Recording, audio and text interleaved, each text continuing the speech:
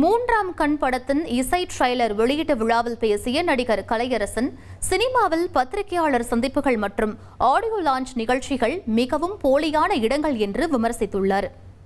ஒரு நல்ல ஆக்டர்னு பேர் ஆகணும். நம்ம ஃபேமை விட, புகழை விட, பணத்தை விட ஒரு ரெஸ்பெக்ட் நம்ம ஏர்ன் பண்ணோம் ஒர்க்கை வச்சு அப்படின்னு எனக்கு ரொம்ப ஆசை இருக்குது. But I always believe money and respect நம்ம கேட்டு வரக்கூடாது. நம்ம அது நம்ம பண்ணுற வேலையை பார்த்து வரணும்னு அந்த மாதிரி தான் நினச்சேன். பட் இங்கே தமிழில் என்ன பிரச்சனைனா ஒரு படம் ஒரு ரோல் நடித்து ஹிட் ஆயிடுச்சுன்னா உடனே அதே மாதிரி எல்லா ரோலும் கூப்பிடுறது.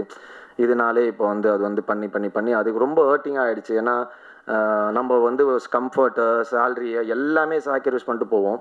பட் அங்கே திரும்ப அதே மாதிரி கூப்பிட்டு கொஞ்சம் டிஸ்டர்ப் ஆகும். அதனால கொஞ்சம் ஜாலியான கேரக்டர் பண்ணலாம் தான் அண்ணன் கேட்டேன். இந்த ரொம்ப ஃபேக்கான ஒரு இடம் ப்ரெஸ் மீட்டு, ஆடியோ லான்ச் இதெல்லாம் தான்.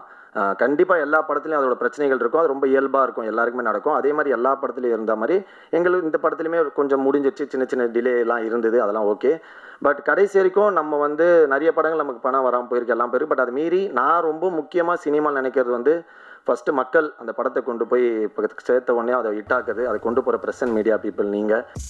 சினிமா உலகை ஃப்ரேம் பை ஃப்ரேம் படம் பிடித்து காட்டும் தந்தி சினிமா சேனலை இப்போவே சப்ஸ்கிரைப் பண்ணுங்க.